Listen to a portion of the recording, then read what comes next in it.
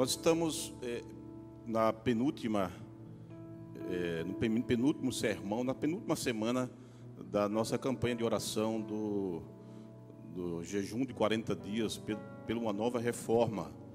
E eu quero lembrar que já foi falado aqui, antes de nós lermos o texto para o sermão de hoje. Nós começamos aqui no dia 19, aliás, de agosto, e falamos sobre o primeiro tema, Recomeçando com Cristo, né? E aprendemos algumas qualidades do verdadeiro cristão, né? E no segundo sermão, nós falamos sobre renovando o compromisso, né? Compromisso sério e profundo com Deus e com a palavra, e com a igreja, e com a sociedade, e com os irmãos, né? Renovando o compromisso. A nossa terceira lição foi construindo o caráter. A Bíblia Sagrada nos ensina que um dos projetos fundamentais de Deus é forjar o caráter de Cristo em cada um dos seus seguidores. Então essa foi a lição que nós aprendemos na terceira lição. Quarta lição, nós aprendemos retificando os relacionamentos. Eu disse que Deus nos criou seres sociais, vivemos em sociedade e em nossos relacionamentos o nosso caráter se manifesta. Então essa foi a série de mensagens que nós estamos falando sobre a nossa campanha de jejum e oração. E eu queria perguntar aqui nessa noite, quantos estão jejuando e orando, né? Levanta a mão, muita gente, né? Então, continue jejuando, continue orando, continue buscando a presença do Senhor. E hoje nós vamos falar, é a penúltima mensagem, sobre o tema restaurando a capacitação, uma nova mente e um novo coração, restaurando a capacitação de uma nova mente e um novo coração. E eu quero ler o texto da palavra de Deus que está no livro de Mateus capítulo 5. Nós vamos ler versos 1, verso 16, é um texto muito conhecido, e depois nós vamos ler 2 Coríntios capítulo 3, verso 5. Então, Mateus capítulo 5, do verso 1 ao verso 16. Aí eu vou pedir de novo que você fique de pé, e eu vou pedir também, se você deseja sair agora, por favor, você saia, porque quando você se levanta, você tenta sair na hora da mensagem, na hora do sermão, atrapalha quem está aqui em cima, e a gente entende que você não está gostando. Então, se você não estiver gostando e acha que deve sair agora, você pode sair. Eu também gostaria muito de pedir a você que você desligasse o seu celular, né, porque às vezes toca, né, ou se você coloca no vibracal, assim, em reverência à presença do Senhor. Então, Mateus capítulo 5, a partir do verso 1, diz assim: Jesus, pois, vendo as multidões, subiu ao monte, e tendo-se assentado, aproximaram-se os seus discípulos. Verso 2, vamos a toda a igreja, por favor.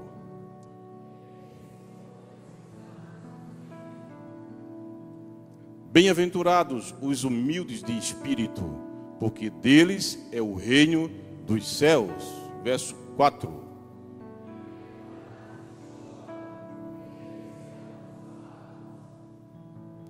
Bem-aventurados os mansos, porque eles herdarão a terra.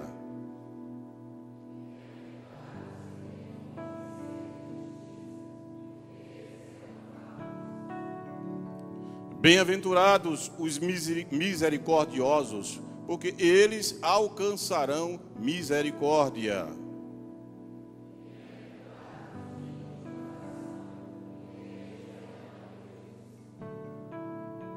Bem-aventurados os pacificadores, porque eles serão chamados filhos de Deus.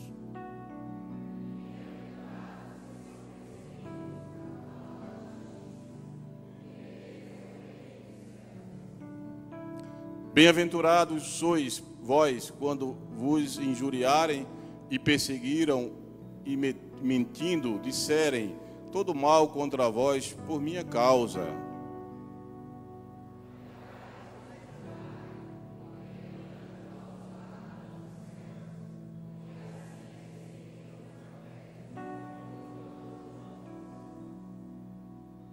Vós sois o sal da terra.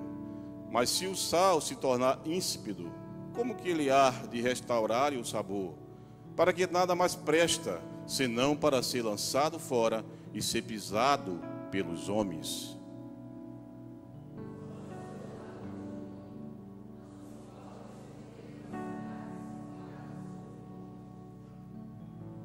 Nem os que acendem uma candeia a colocam debaixo do alqueire, mas no velador, e assim ilumina a todos que estão na casa. Vamos.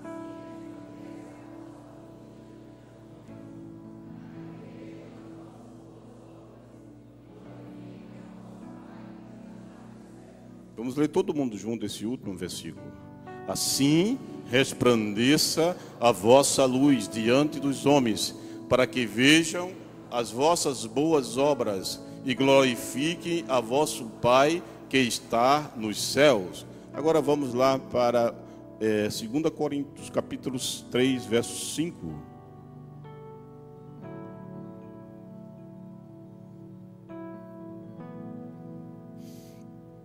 Não que sejamos capazes, olha só, fiz questão de botar esse texto para o final, para você entender, né, que humanamente falando, sobre as bem-aventuranças, você não é capaz.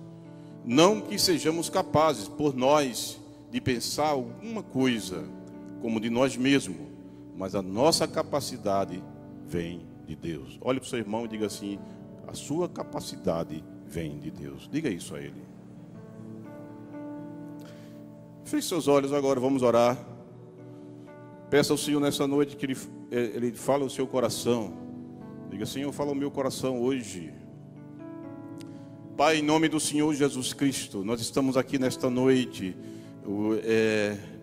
Já cantamos, já te louvamos e ainda queremos ouvir de Ti, Senhor, a Tua palavra.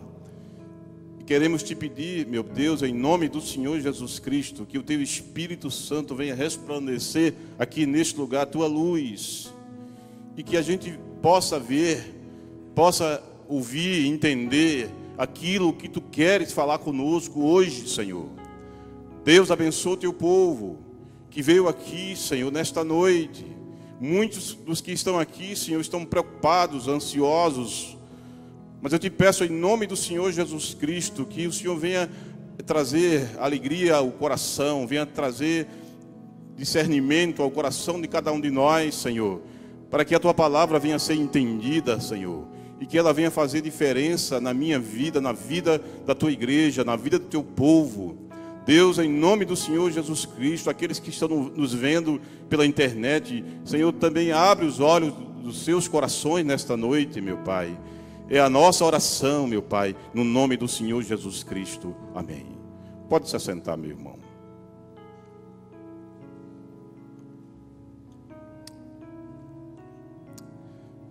Meus amados, a igreja precisa de um poder sobrenatural para ser sal e luz da terra.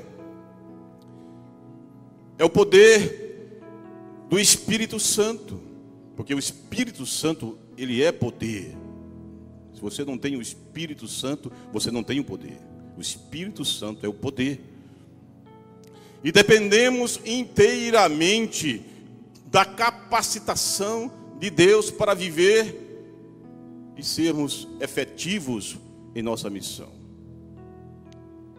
Sim, porque temos a missão. Você que veio aqui nesta noite hoje, você tem uma missão. Você tem um propósito na sua vida. E qual é a sua missão? Qual é o seu propósito? Por que Deus te trouxe aqui nesta noite? Por que você faz parte do reino de Deus? Por que você faz parte de uma comunidade? Por que você está vivo? Você tem uma missão. E a missão, a sua e a minha missão, é anunciar o evangelho da salvação para os perdidos. Essa é a minha e a sua missão. Essa é a missão da igreja. E você que está aqui nesta noite, você é a igreja. A igreja não é a igreja batista de Manaíra, não é a igreja Assembleia de Deus, não é a metodista, é você que é a igreja. É você, a Bíblia diz que você é o templo e morada do Espírito Santo de Deus. Por isso que você é a igreja. Diga, eu sou a igreja. Diga mais forte, diga, eu sou a igreja.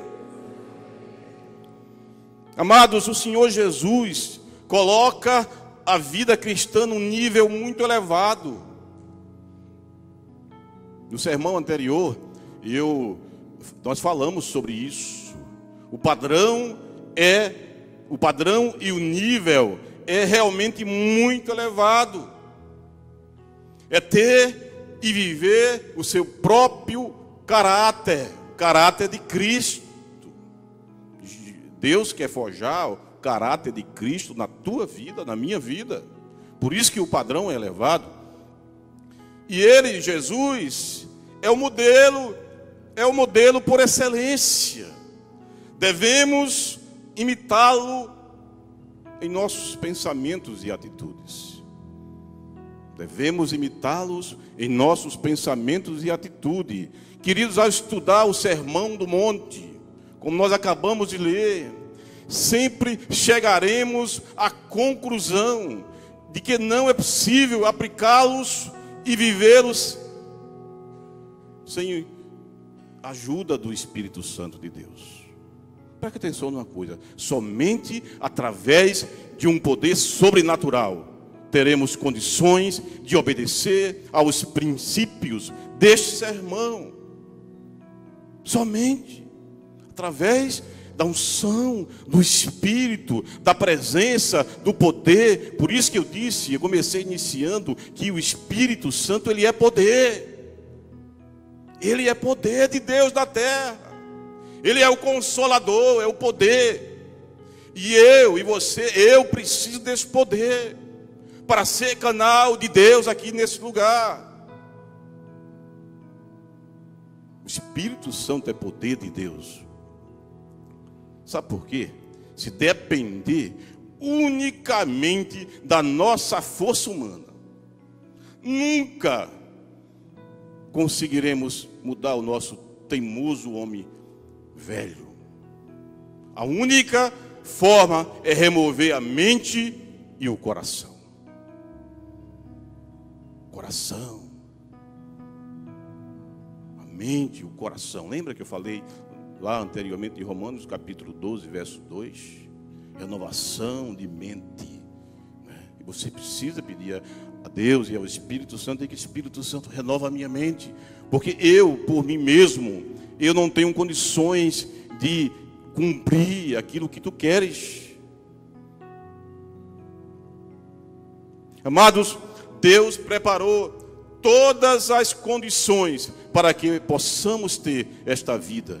E hoje vamos ver o que a Bíblia diz sobre esta capacitação sobrenatural de Deus. E a primeira lição que quero trazer para nós nessa noite é dizer para você que nós temos a mente de Cristo. Por isso que você é capaz. Quem tem Jesus tem a mente dele. Quem o aceitou como Senhor e Salvador da sua vida tem a mente de Cristo. E eu quero perguntar para você nesta noite: você tem a mente de Cristo? Porque se você tiver a mente de Cristo, você vai falar, não vai falar mal de ninguém. Se você tiver a mente de Cristo, você vai querer o bem do seu irmão. Se você tem a mente de Cristo, você vai querer fazer o bem aos outros. Então a primeira lição, eu quero dizer para você que nós temos a mente de Cristo. Em 1 Coríntios capítulo 2, verso 16, ele fala sobre isso, ele diz assim: pois quem conheceu a mente do Senhor, que o possa instruir. Porém, temos a mente de Cristo. Nós, porém, temos a mente de Cristo. Olha para o seu irmão, diga: meu irmão, você tem a mente de Cristo. Diga a ele. Amados, o apóstolo Paulo afirma que todos que creem, todos em Jesus, têm a sua mente para discernir o bom do mal, o certo do errado, o que é justo do injusto. Ou seja, você pode discernir as coisas que são boas e as coisas que são ruins. Mas somente consegue ter a mente de Cristo quem de fato entregou sua vida nas mãos dele. Você já entregou a sua vida nas mãos do Senhor, meu irmão? Quanto tempo você não chora na presença de Deus? Porque quem tem a mente de Cristo chora. Quem tem a mente de Cristo pensa nas coisas de Cristo. E Paulo ainda falando, ele afirma que temos a mente de Cristo. Mas o que é ter a mente de Cristo? Você pode fazer essa pergunta, mas o que é ter a mente de Cristo? E eu quero dizer para você, meu amado, meu irmão, minha irmã querida, você que está nos vendo, ter a mente de Cristo é pensar como Jesus pensava. Jesus só pensava na palavra. Ele vivia, pensava e agia de acordo com a palavra de Deus. Jesus tinha a mente extremamente ligada nas coisas do céu, nas coisas sagradas. Você conhece uma pessoa que tem a mente de Cristo quando ele está ligado, olha, 24 horas por dia. Não importa a situação que você esteja, não importa o local que você esteja, não importa a preocupação que você esteja, mas a sua mente está ligada 24 horas, pensando nas coisas lá do alto, pensando nas coisas de Deus.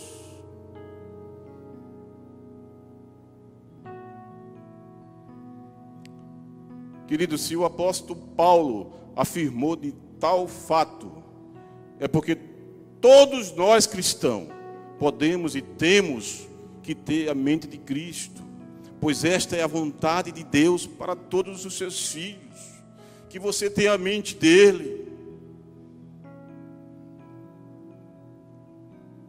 E interessante, queridos, que ter a mente de Cristo não exige sacrifício nosso, não. Pelo contrário, é um prazer para nós, pois isto se adquire tendo intimidade com o Senhor. E esta intimidade vem através da nossa entrega total às coisas de Deus.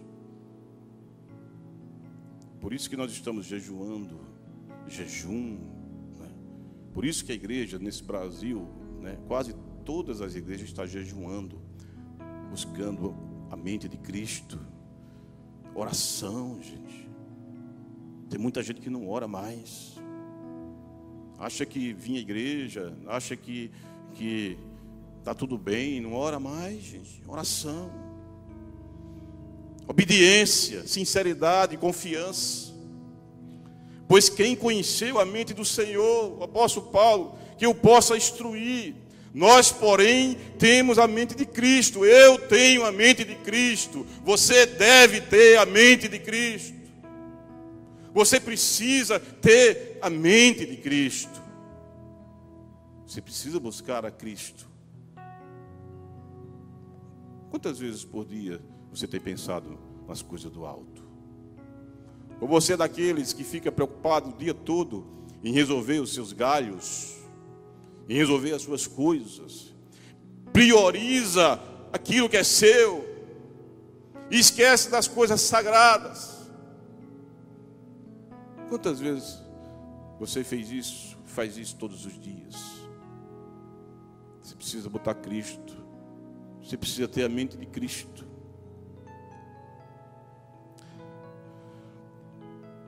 A Bíblia afirma que temos a mente de Cristo.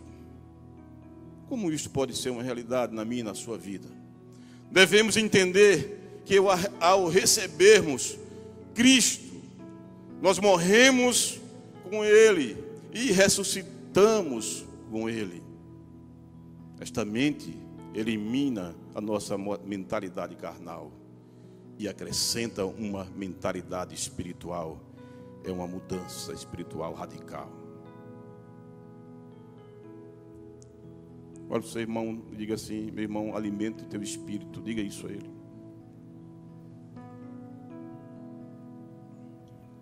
Eu quero perguntar para você: como você tem alimentado o seu espírito? Eu já disse aqui outro dia que, assim como você precisa acordar pela manhã e tomar café da manhã, almoçar, jantar, mesma coisa você precisa também alimentar o seu espírito, lendo a palavra, jejuando, tirando tempo para o Senhor. Quantas vezes por dia você tem parado para buscar de Deus a resposta para a sua vida? E esta morte não é física, mas a morte que traz vida. Por isso que Cristo disse, Ele falou assim: em verdade vos digo. Olha, presta atenção nesse texto que eu acho interessante você até grifar ou até anotar. Lá em João capítulo 12, verso 24. Ele disse: em verdade vos digo, se o grão de trigo caindo na terra não morrer, fica ele só. Mas se morrer, produz muito fruto. Eu quero perguntar para você, meu irmão, o que é fruto para você? O que é fruto? A Bíblia diz que a gente conhece as pessoas pelo fruto. Quantas vidas você tem ganhado para Jesus? Lá no seu local de trabalho, na sua faculdade. Faça uma reflexão sobre isso. Você tem falado do amor de Cristo? Lembra que você tem uma missão? Diga: eu tenho uma missão. Diga: eu tenho uma missão. E qual é a missão? Qual é a sua missão, meu irmão, minha irmã? É anunciar a palavra do Senhor. Tem muita gente ainda morrendo sem Cristo, gente. Tem muita gente depressiva, tem muita gente se suicidando, porque não conheceu, não tem a mente de Cristo. Você está preocupado com você? Você está preocupado com a sua vida? Você está preocupado com a sua conta bancária? Você está preocupado com a sua família? Você vive no seu quadrado? A igreja não foi feita para viver assim, gente. A igreja, ela tem que viver de fora, de dentro para fora. Quem é você lá no seu trabalho? Quem é você na sua faculdade? Se você tiver a mente de Cristo, você será conhecido como um cristão.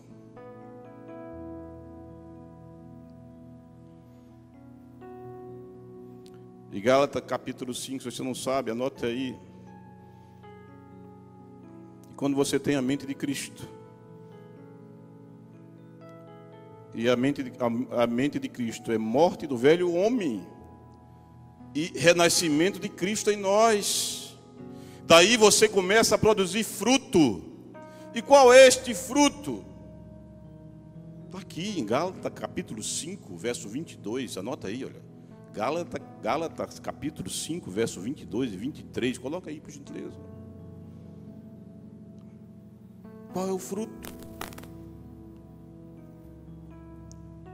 Gálatas capítulo 5, verso 22 e verso 23 diz assim: mas o fruto do Espírito... Vamos ler? Vamos ler todo mundo junto? Mas o fruto do Espírito é o quê? Amor, gozo, paz, longanimidade, benignidade, bondade, a fidelidade, vamos lá? A mansidão, o domínio próprio. Agora, o que eu acho bacana e que eu acho lindo nesse texto é isso aqui, ó. Contra estas coisas não há lei. Não há lei para você ser bom, gente. Não há lei para você praticar isso aqui, não. Se você tem a mente de Cristo, você tem condições de praticar isso aqui. Não há lei.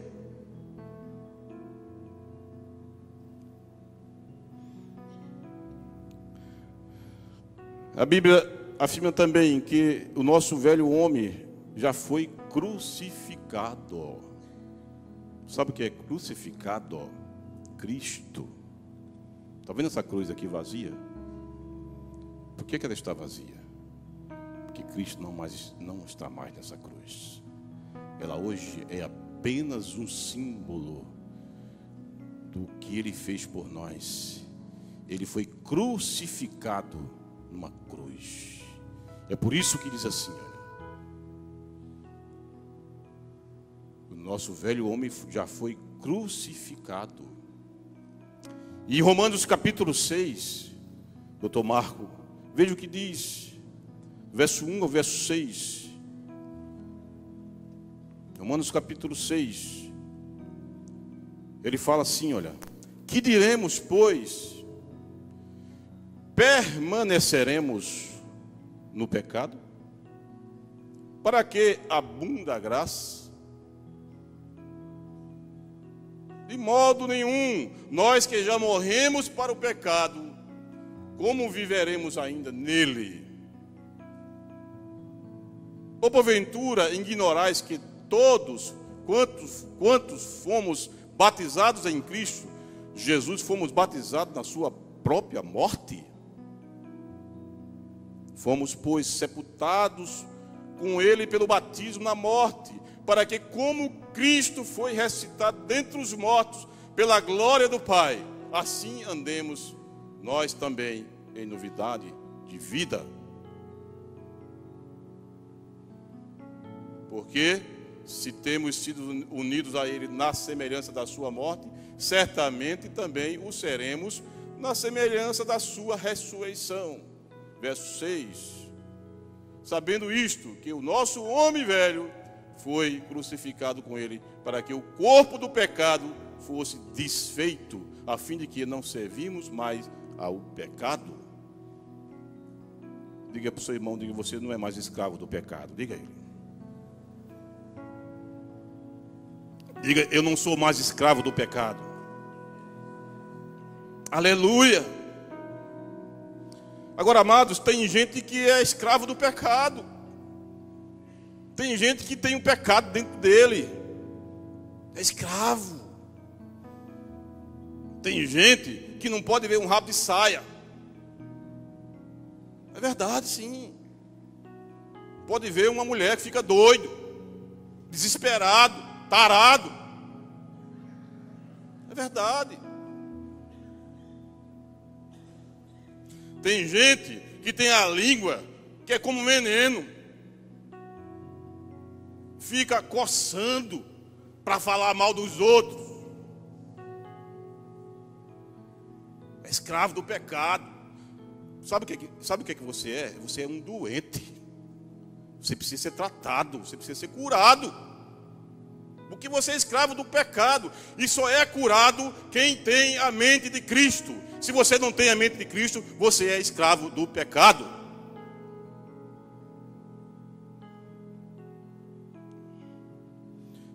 Por isso que você tem que buscar a Deus, meu irmão, e ter a mente de Cristo.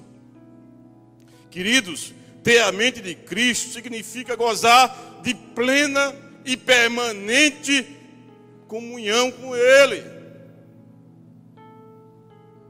Está difícil, está doendo, mas você tem paz, você tem plena satisfação nas coisas do reino. Isso é ter a mente de Cristo. Ter a mente de Cristo significa alcançar uma visão espiritual, transparente do reino de Deus.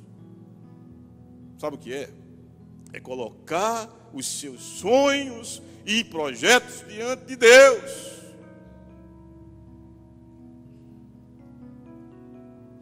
Ter a mente de Cristo também significa assimilar tudo o quanto a Bíblia declara e recomenda aos santos. Sabe o que isso significa? É ter interesse pela palavra e as coisas sagradas. É você ter fome de ler o livro da vida, estudar, participar do discipulado. É você vir aqui. A gente está fazendo um curso aqui na quinta-feira para os obreiros consilistas. Eu tenho vergonha. Sabe quantas pessoas tinha aqui semana passada? O pastor Francisco está ali. Quantos tinha, pastor Francisco? Sei quantas? 9 pessoas, gente. Obreiro cursilista que vai pregar a palavra, vai ensinar, sabe? 9 pessoas. 9. Sabe o que é isso? Falta de interesse. Agora na hora de estar lá, não. Marcha, pula, grita. Mas na hora de vir aprender a palavra do Senhor, não quer saber não, gente. Culto da família aqui. 6 pessoas, 7 pessoas. Agora, o pai está querendo se separar, o filho está fora de casa, né? A briga horrível dentro de casa. Eu disse aqui quarta-feira. Semana passada eu chamei aqui uma missionária para vir aqui, né, na quarta-feira passada. Avisei que tinha aqui um testemunho de uma missionária, de uma mulher. Gente, lotou a quarta-feira. Lotou. Qualquer dia desse eu vou mentir. É o jeito. Vou chamar aqui o pastor Silas Malafaia. Vou anunciar e vou dizer: vai vir Silas Malafaia, vai chegar aqui Aécio Malafaia. É verdade, Tomás Neto. É verdade, as pessoas estão buscando. Sabe o quê? Buscando aquilo que Deus pode fazer por elas. Não estão buscando Deus na sua essência, apaixonado pela sua causa, pela sua obra. Essa é a verdade. Pode ir nos cultos aí de fogo, está lotado de gente, está pegando fogo saindo pelas janelas. Vai lá na igreja, desculpa, não falar aqui não, porque não, é antiético falar de igreja aqui, tá? Mas vai lá na igreja aí, está lotada, mais de 10 mil pessoas sentadas, né, buscando prosperidade.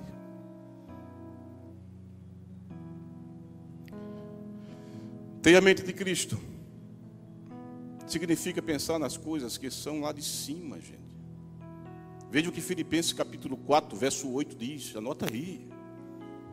Ter a mente de Cristo é pensar nas coisas do alto. Filipenses capítulo 4, verso 8, e diz assim: finalmente, irmãos, tudo que for verdadeiro, tudo que for nobre, tudo que for correto, tudo que for puro, tudo que for amável, tudo que for de boa fama, se houver algo de excelente ou digno de louvor, pense nessas coisas. Pense nas coisas do alto.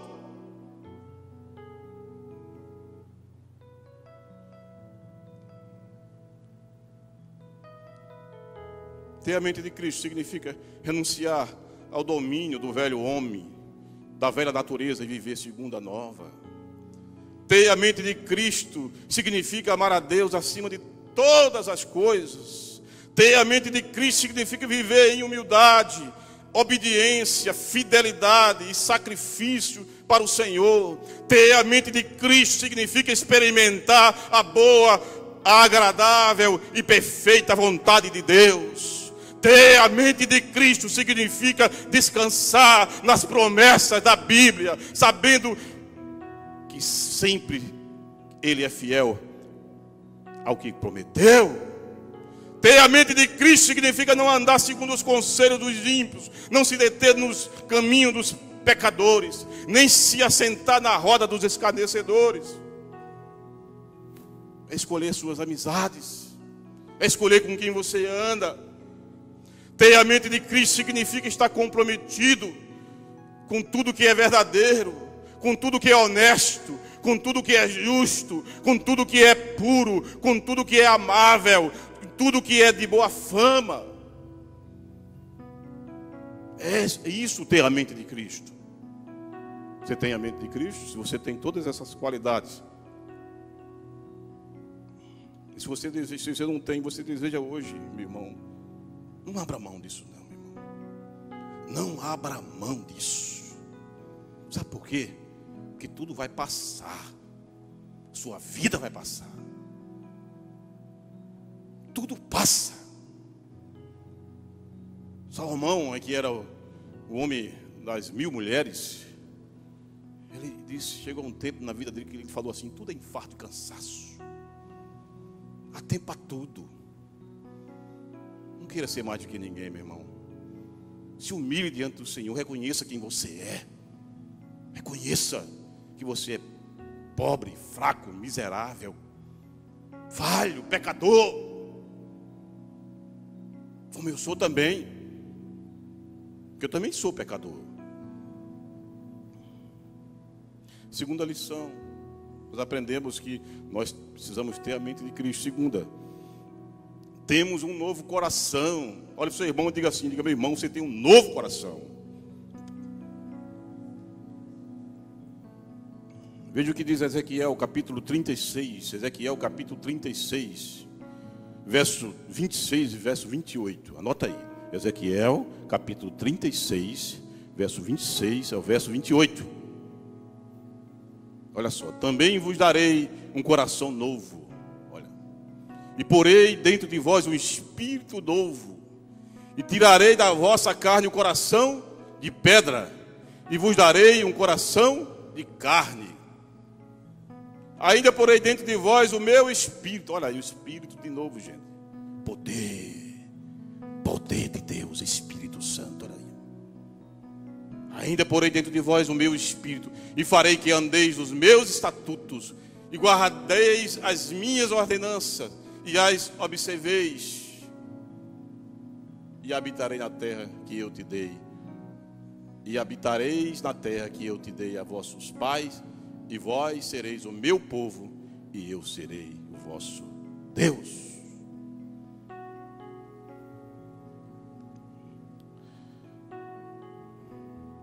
Eu não sei quem conhece essa história, eu gostaria de falar. Em 1967, foi realizado no mundo o primeiro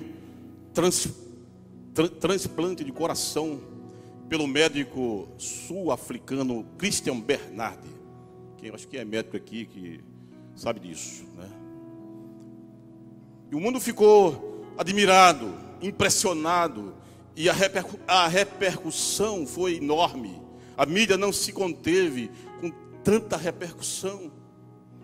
Seu nome passou a ser referência para a classe médica, pois ele foi o pioneiro neste tipo de cirurgia. E a partir deste dia, muitas vidas puderam ser salvas da morte. Hoje, as doenças de coração são cada vez mais frequentes. E até também as mulheres, que até poucos anos, raramente morriam de problemas do coração. Mas eu quero fazer uma pergunta para você hoje.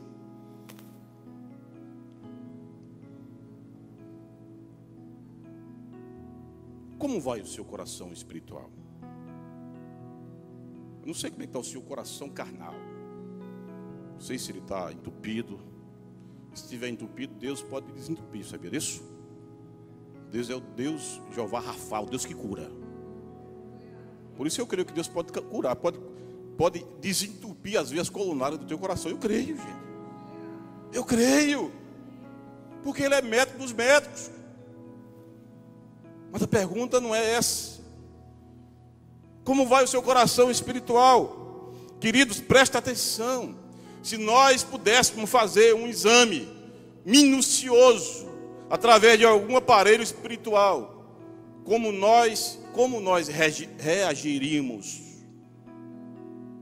Eu creio que ficaríamos horrorizados com a quantidade de males que o aflige. Deus pede que guardemos nosso coração. Preste atenção. Deus pede que guardemos nosso coração. Sabe por quê? Você quer saber por quê? Veja o que diz Provérbios capítulo 4, verso 23. Anota aí. Provérbios capítulo 4, verso 23.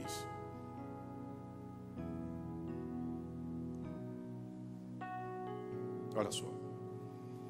Guarda com toda diligência o quê? Teu coração, porque dele procede o quê? As fontes da vida, gente. Dele procede a fonte da vida. É do coração que provém a vida.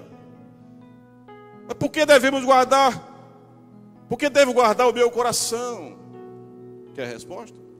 Porque ele poderá ser roubado. ele poderá ser roubado. Sabe por quê? Rancores. Quantos rancores enraizados? Quantos pecados não perdoados? Quantos ódios, amarguras, quantos desejos imundos pairam sobre nosso coração? Quantos pensamentos maus rodeiam o nosso coração? E isso tem gerado medo, depressão, suicídio. Tudo por causa que você não guardou o seu coração. É por isso que nós aqui da igreja estamos proporcionando seminários como Veredas Antigas, Vencendo a Ira, Homens de Valores, cursilhos, Encontro de Mulheres, etc, etc. Tudo isso para cuidar de você. Tudo isso para investir em você, na sua vida. Por isso que nós vamos fazer o curso de aliança para você, rapaz, que está brigando em casa. Para você, casal, que está querendo se separar. Nós estamos investindo na sua vida. Nós queremos que você... Nós somos contra o divórcio, gente. Esse mal terrível que tem acabado com a família brasileira, do mundo inteiro.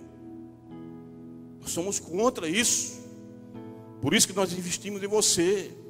Você não quer. Você prefere assistir o Faustão. Você prefere assistir Sangue Bom, Amor à Vida, Saramandaia. Você está rindo, mas é verdade. É verdade. Não quer vir. Por isso eu quero convidar você, venha para a vigília aqui, a partir das 22 horas, fique conosco. Venha buscar a Deus, gente. Venha buscar. Venha para o culto da família, venha para o culto de oração, venha para quarta-feira. Todo dia eu estou aqui, de noite. Porque eu quero investir na minha vida. Porque eu preciso investir na minha vida. Você quer investir na sua vida? A Bíblia diz em Mateus capítulo 15, verso 18. Veja bem o que a Bíblia diz. Mateus capítulo 15, verso 18 ao verso 20. Mateus capítulo 15, verso 18, verso a 20. Mas o que sai da tua boca procede do coração. Olha só. E é isso que contamina o homem. Uma vez vieram me perguntar: pastor, eu posso tomar vinho? Não sei. Contamina tomando vinho? O que contamina é aqui, ó. Bota aí. Bota aí no verso 18.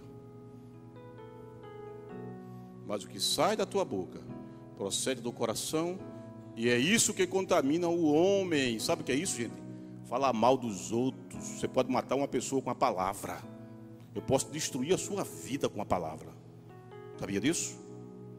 Eu posso acabar com você com a palavra. Basta uma palavra minha para acabar com você, para acabar com a minha reputação, com a sua família. Coração. Verso 19. Porque do coração procede os maus pensamentos. Olha só. Homicídio. Você acha que quando o cara vai meter a bala na cabeça, faz o que ele?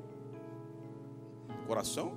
Homicídios, adultérios, prostituição, furtos, falsos testemunhos e blasfêmias. Coraçãozinho sujo que precisa ser limpado. Agora você só limpa se você tiver a mente de Cristo, sabia? Não adianta. Porque você por si mesmo você não vai conseguir.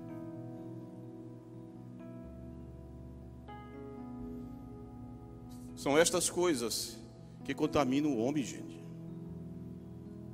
Não é o que você come, não, é o que você bebe, não. É o que contamina, é aquilo que sai para fora. Por isso, cuidado com aquilo que você fala, viu? Cuidado, muito cuidado. Agora, sabe o que é interessante, Fábio? É que só que Deus nos prometeu um coração novo. Deus disse: darei a vocês um coração novo. Somente assim esse coração poderá rejeitar o pecado. Somente assim poderíamos praticar mais a justiça. A justiça. Somente um coração novo poderia amar mais a Deus e amar ao próximo como a nós mesmos. Sabia que você é capaz de amar o seu inimigo? Por causa do coração de Deus, gente. Porque amar quem a gente ama é muito fácil. Difícil é amar quem não fala mal da gente. Difícil é amar quem quer ver a nossa derrota. Mas a Bíblia manda a gente amar. Só consegue quem tem Jesus Cristo, gente. Sem Jesus você não vai conseguir nunca, jamais. Um coração que sente alegria e prazer pelas coisas espirituais e que despreza as coisas provenientes de nossa carne, ou seja, a natureza humana. Davi, volta a falar de Davi, eu gosto muito de Davi. Davi, que a Bíblia diz que era um homem segundo o coração de Deus, né? Davi, ele faz uma oração tremenda, uma oração pedindo a Deus, no Salmo 51, verso 16, olha só.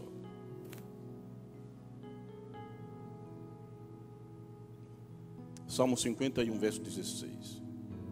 Coloca aí, por gentileza.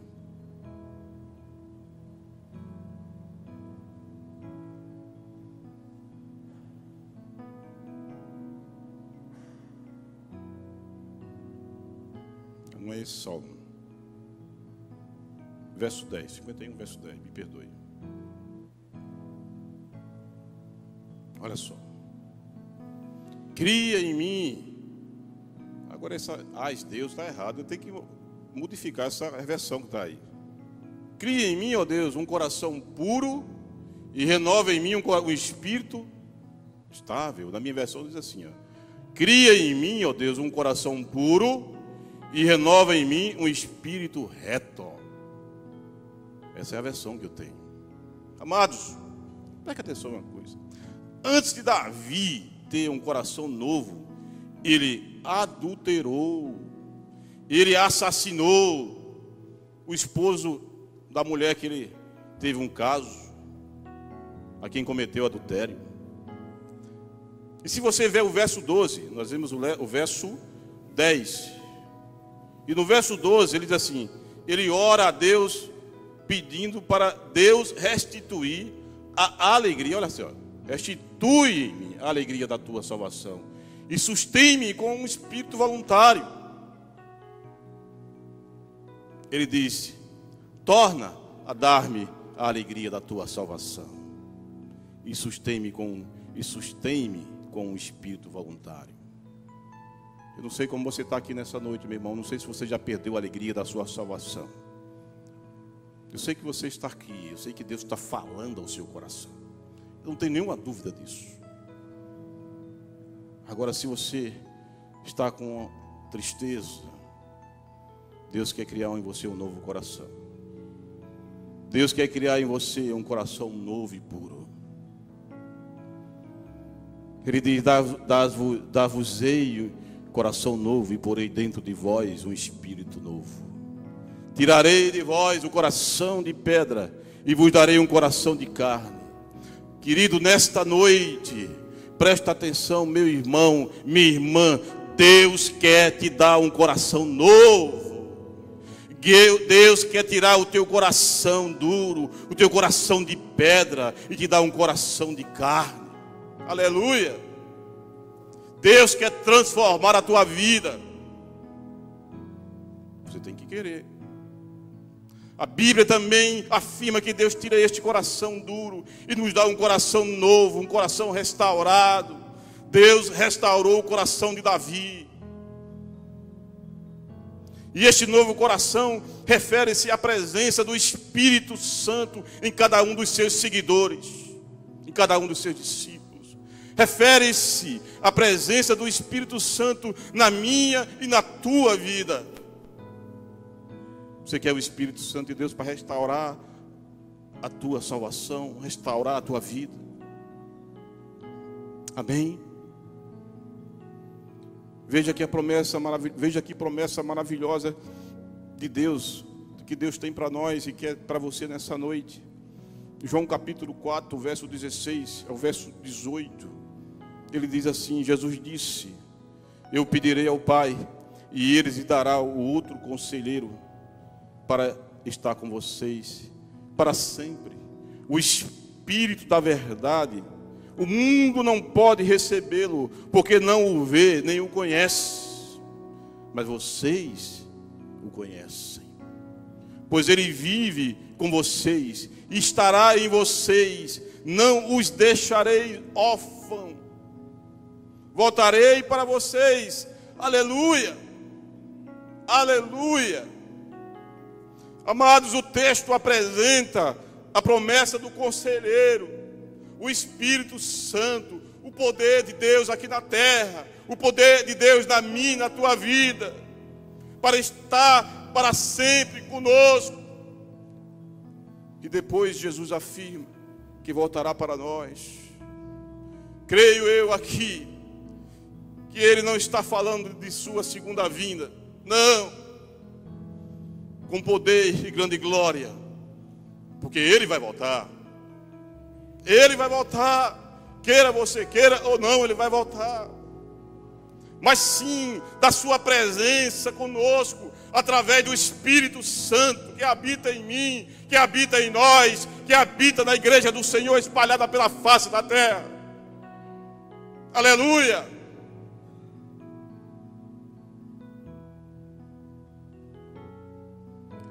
Queridos, o trabalho do Espírito Santo é nos convencer do nosso pecado. Depois você lê João 16, verso 8. Dá poder para sermos testemunha de Cristo na evangelização do mundo. Atos capítulo 1, verso 8. Dar-nos o caráter de Cristo através do fruto. Nós lemos lá em Gálatas capítulo 22, 23. Dar-nos os dons espirituais para servirmos. 1 Coríntios 12, 1, do verso 1 ao verso 11. Essa é a missão do Espírito Santo. O Espírito Santo é vida. Vida de Deus em mim e em você. Poder de Deus em mim e em você. Você quer poder de Deus, meu irmão? Eu quero o poder de Deus na minha vida. Eu desejo o poder de Deus na minha vida, para melhorar como homem, para melhorar como pai, para melhorar como amigo, como irmão, como esposo. Eu preciso do poder de Deus para isso. Você quer poder de Deus? Terceira lição: estamos em Cristo.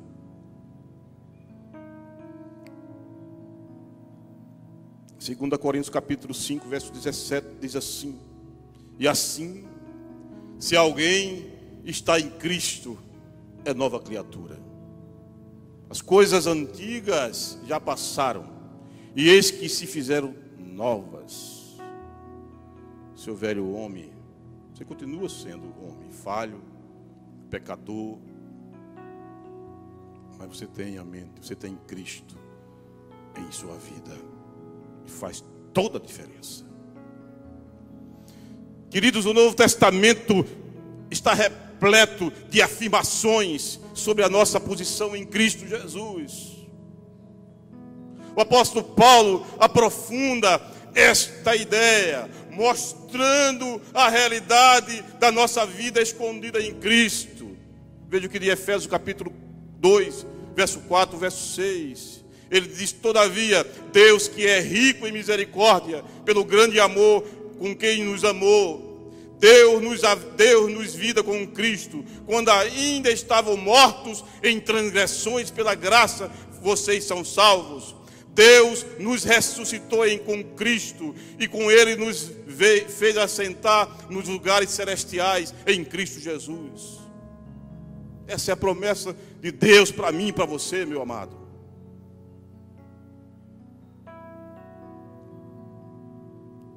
Interessante que na língua original há 3 palavras que têm preposição grega sun, S-U-N, que indica uma inclusão completa. São os verbos vivificou, vida de Deus. Deus nos dá vidas em Cristo. Sabe o que é vida de Deus, gente? Zoé. A palavra hebraica para vida é Zoé. Zoé de Deus na minha vida. Vida. Antes você era uma criatura de Deus. E quando o Zoé de Deus entrou na tua vida, quando a vida de Deus entrou na tua vida, você recebeu vida. Você recebeu o Espírito Santo, a vida de Deus. Ressuscitou, nos ressuscitou com Cristo e assentou, e com Ele nos fez assentar nos lugares celestiais em Cristo Jesus. Aleluia. Isto mostra que fomos completamente incluídos na vida, ressurreição e posição de Cristo. Podemos afirmar que espiritualmente temos a vida e a ressurreição de Cristo e estamos assentados com Ele nas regiões celestes. Aleluia! Que maravilhoso estar em Cristo, meu irmão, vivendo nele. Teremos todas as condições de cumprir os princípios da palavra de Deus. Aí eu posso cumprir o sermão do monte, se Cristo estiver em nós. Última lição, quarta lição: Cristo está em nós. Amados, além de estarmos em Cristo, nós temos a sua presença poderosa vivendo em nós. Algumas afirmações bíblicas nos ajudam a entender o processo. De novo, o apóstolo Paulo, ele compara a formação de Cristo em nós como uma mulher que está dando à luz. Ele diz lá em Gálatas, capítulo 4, verso 19: Meus filhos, por quem de novo sofro as dores de parto, até ser Cristo formado em vós. A presença de Cristo em nós é imediata, no sentido de que Ele começa a habitar em nós a partir do novo nascimento. Se você o aceitou como Senhor e Salvador da sua vida, Cristo está em você. Mas ela também é um processo de formação, até ser Cristo formado em vós. Este é o processo diário de crescimento espiritual. Daí a necessidade de nos esforçarmos cada vez mais, estudar a palavra, de vir à igreja.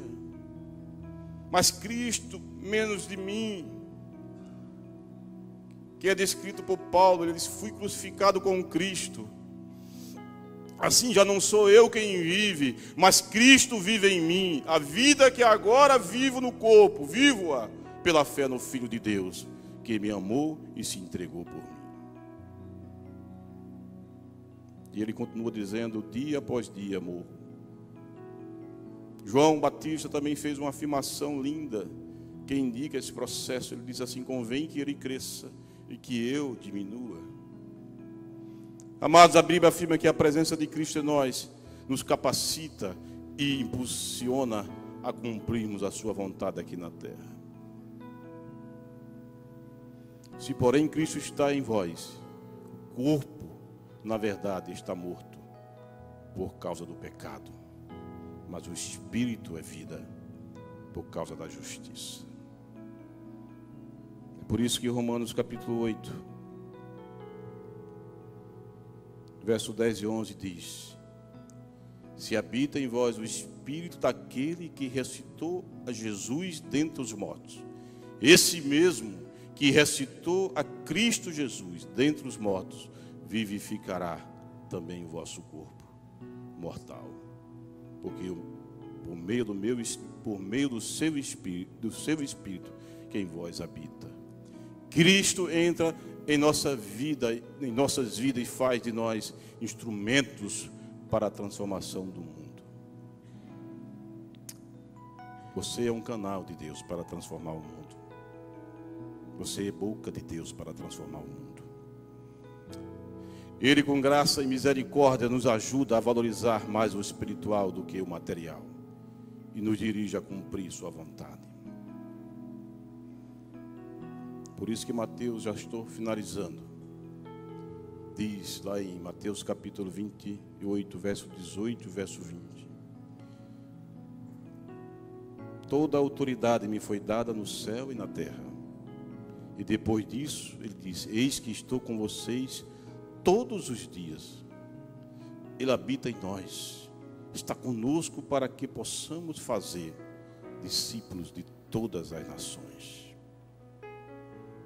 Fica de pé em nome de Jesus.